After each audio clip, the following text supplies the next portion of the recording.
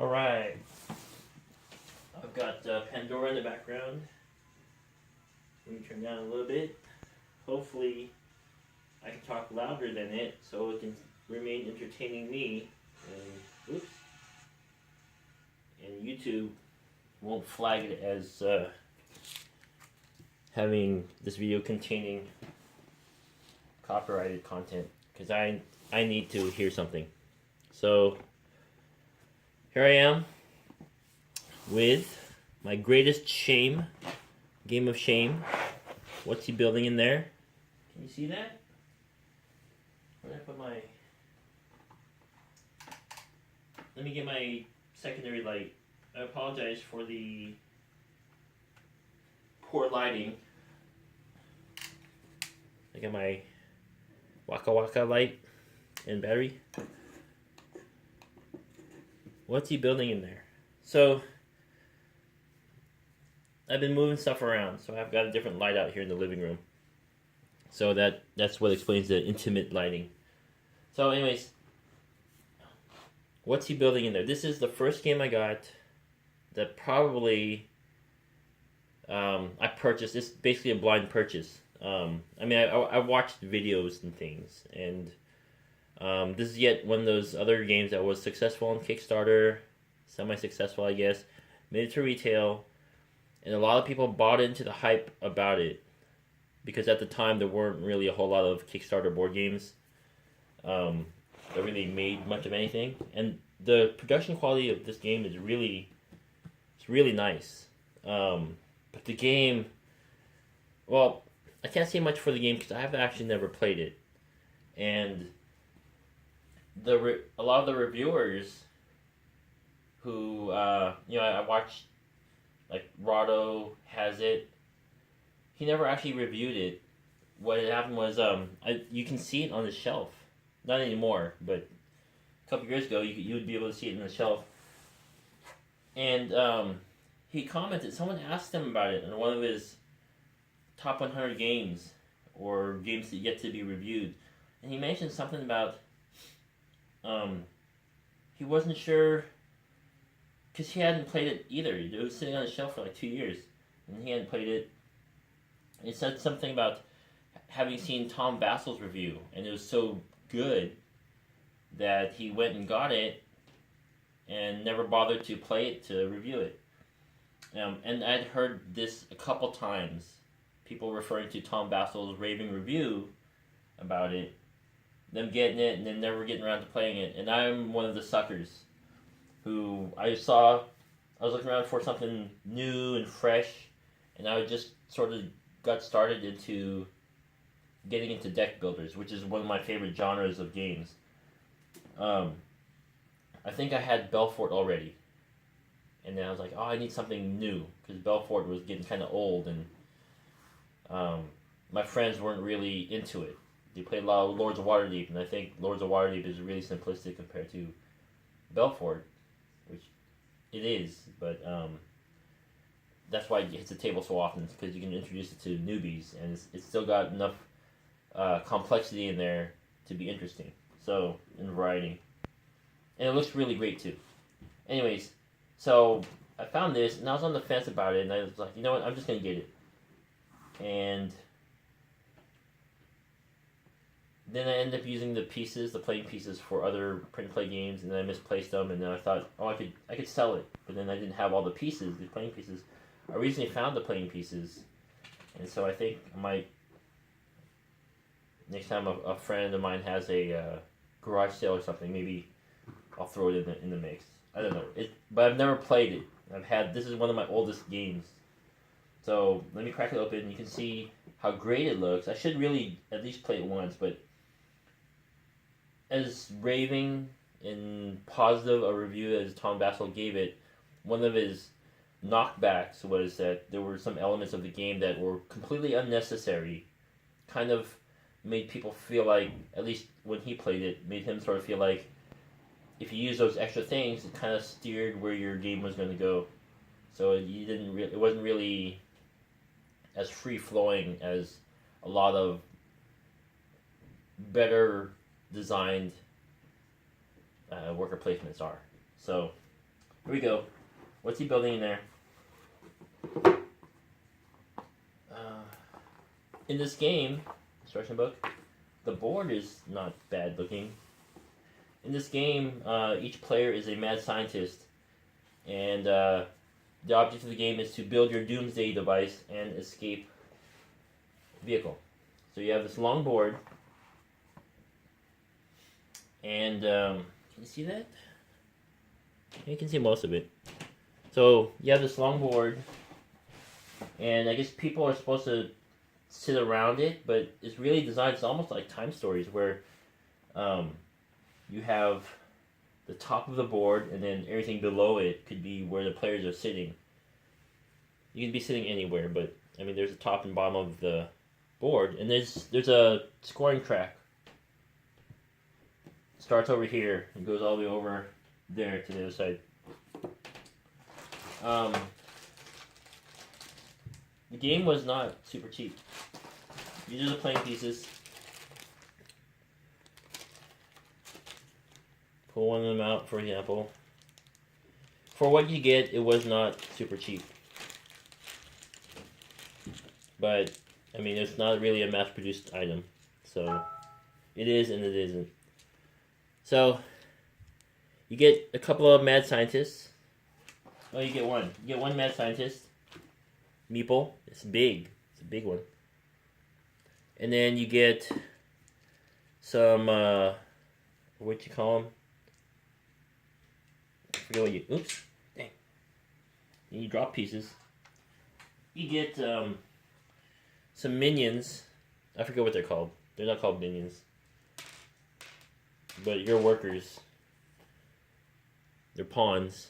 And then you get actions. I believe these are for actions. They're big cubes. So each player, this plays up to 5 people. So each player gets a bunch of stuff in their color. Now I'll leave them out. Maybe if I don't blab too much, maybe I'll do like a quick run through of the turns. I read the rules a long time ago. I have not touched them since. So we'll see how that goes. And this is what's so great. I mean, all the stuff looks really good, though. I mean, you get those are pretty good quality meeples, even though 3 of them are pawns. They're good bits. So you got, each person's gonna have a screen to hide their resources that they gather through the game, and they'll be dealt out random things. So you'll have stuff like your was it Doomsday Machines, right? Here's your Doomsday Machines. And then you also have your escape plans. And they'll be dealt out randomly. And what you'll end up with is a type of screen. Doomsday plans and escape plans. Or Doomsday Machines. So on the other side of the screen, for example, this one is a truck for the escape plan, and your Doomsday Machine is Insano Gas. Let's see. There we go, Insano Gas. And the truck. And down here, every person has to complete 3 stages of plans before the end of the game. So I believe there's there's a certain amount of rounds, I believe. You know, which you'll score, or gosh, I can't remember. I'm not going to say too much, but there's 3 stages for each thing. And in order to win the game, you have to complete, you're basically gathering up resources, materials for your vehicle and your Doomsday device. So there's 3 tiers, and you just try to gather as much as you can to build those certain things. Along the way, you know, you can invent things, design materials. So, and that's another thing about this game. Like, even though these cards are really good quality cards, they're a really weird size. I don't think there's sleeves for these things. And you guys know me. I feel like I need to sleeve everything. And instead of, I mean, see, they have devices. This is a temporary transmogrifier, Pied Piper pipes. And it has some flavor text, but I mean, these are for certain some things, and you gather certain materials for them. It earns you victory points or money. Actually, I think those are the victory points. The person who the first person who invents these things gets the full victory point value, and then every person after that who produces a similar, or who produces anyone after that, they'll get, I think they get a discounted, like whatever it costs, they get it at a discounted price, but they never get the full value of the victory points because it only goes to the person who first invented it. So, Sleeping Potion Bomb, I know it's fuzzy because the auto focus is focused onto the board, but waterproof gunpowder is what that is. Copper pipe spawning. So you have these things, and I believe they go here. They go up here on the ideas, direct effect inventions, and there's 5 or 4 spaces where they can go. I don't think they're face down. I think the plans are out there like this, and then just whoever gets the resources for them, they get it, and it's called invented or whatever. And then you have the black market cards. See, inventions.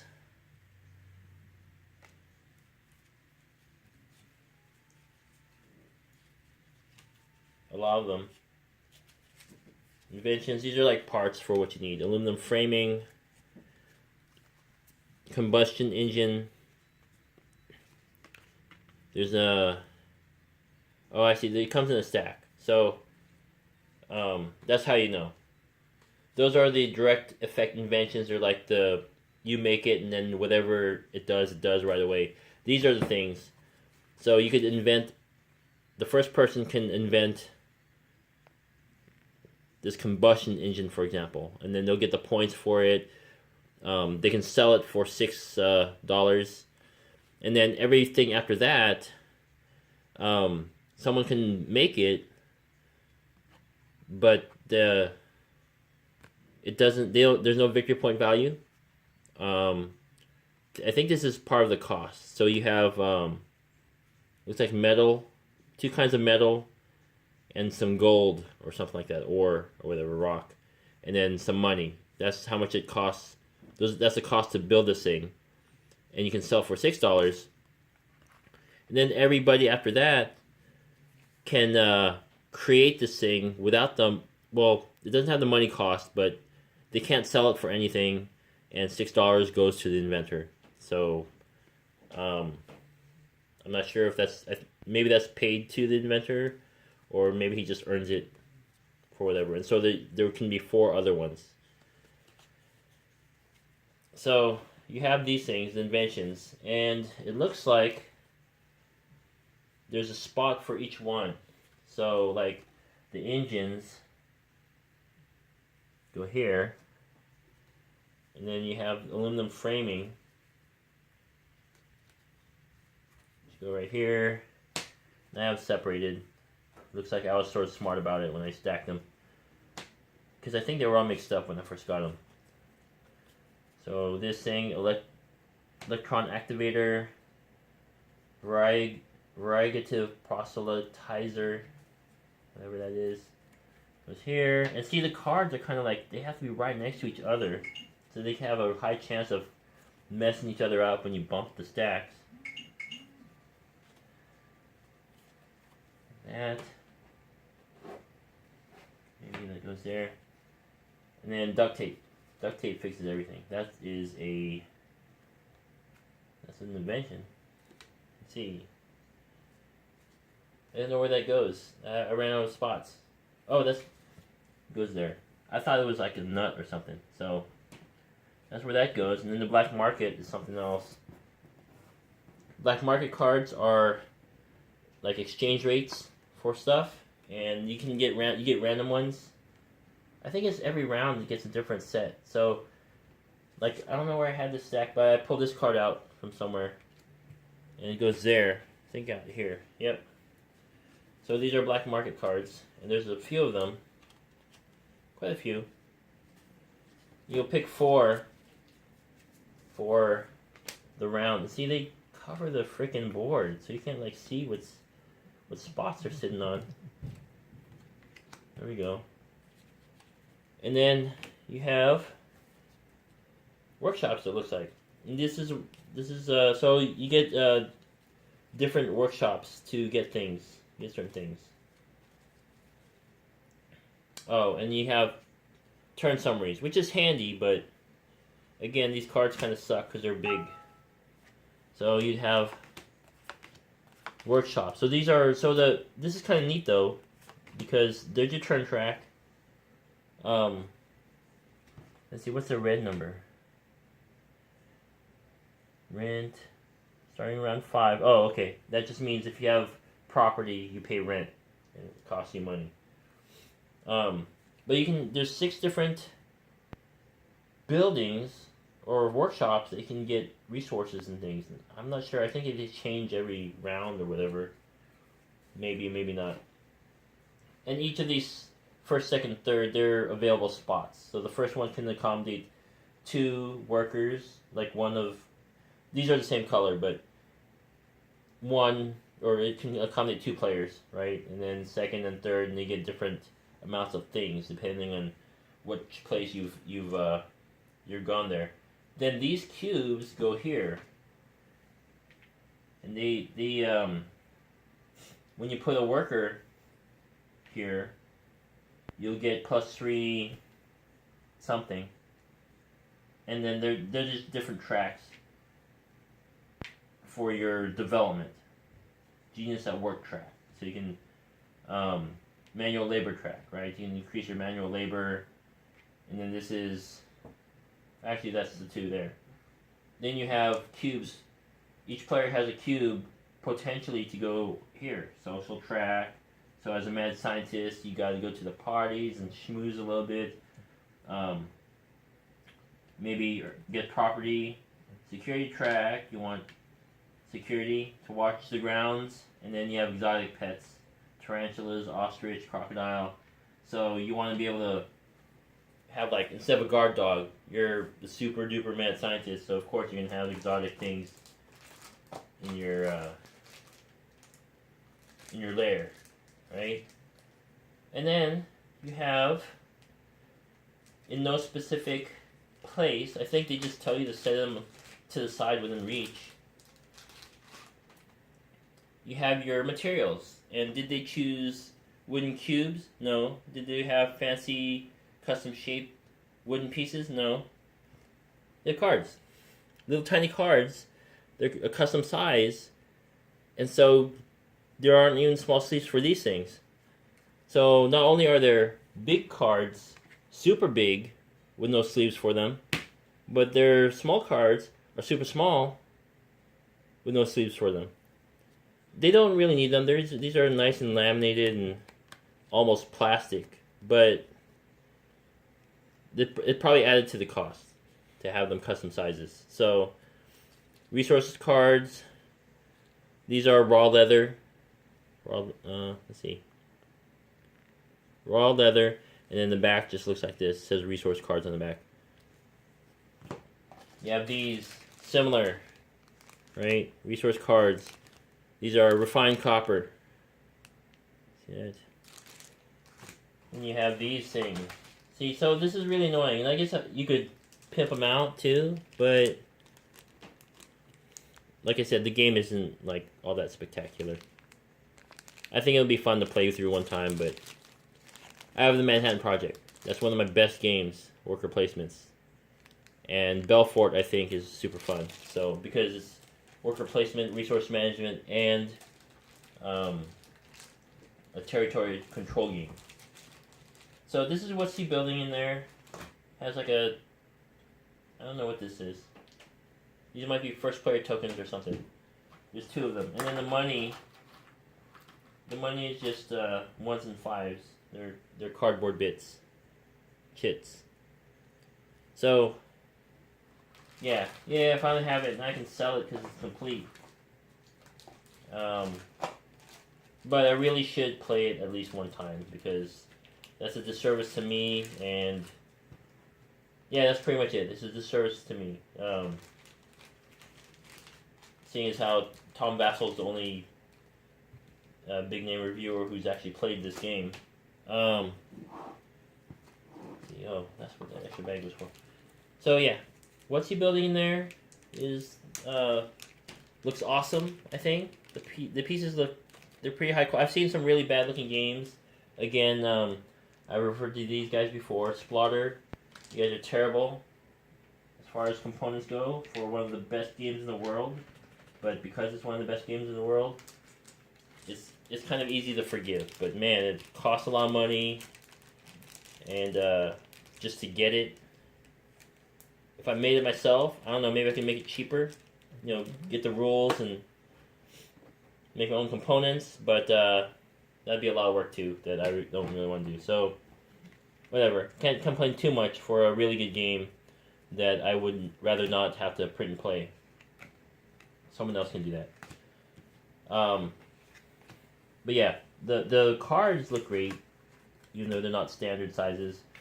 And the meeples they're pretty good. Everything looks great. It's just gameplay is not all that exciting. And after, maybe I shouldn't have watched that video, but after watching Tom Vasel's review, you know, he loved it despite its drawbacks. But by now, of course, there are a lot better games out there. And it's just, basically this stuff here you don't need. Just everything up here is really the game itself. And once you get on here, or this stuff, if you don't get into it early, then you're kind of wasting your time building up that kind of stuff. So that's why he said, once you get property, you kind of want to get in on that early, because if you wait too long, you might not have enough time to develop it, and then it's just going to cost you money in the end. So, not so much worth it. That's what's he building in there. I'm going to show another game in a few minutes because I'm bored. And there's another game out there that's kind of got mediocre reviews, but I think it's compelling enough to give it a couple plays. I played it a few times, not all correctly, of course, because, well, I just didn't understand the rules very well. Caused a lot of frustration with people, but you know, keep an open mind. Sometimes new things, they do that to you. So you just gotta keep at it and try to find the fun in it. Like this game, I don't know. Rado just tossed it. He can afford it, you know, or maybe he can't afford it, but he did it. I think he just gave it away or something. He sold it. And I can't even remember who the other reviewer was that covered this game, but I'll probably end up just selling it. It's in brand new condition, and I got little bags for all the cards. It didn't come with bags. I separated everything myself, like the responsible gamer that I am. And yeah, maybe. Well, I don't think I'm gonna bore you guys with a gameplay video, but maybe I'll whip it out and play it with my friends and see what they think. But I'm pretty sure I'm gonna end up selling this game no matter what. So, but yeah, I really should play it at least one time, just so I can say I did it. Alright, thanks for watching.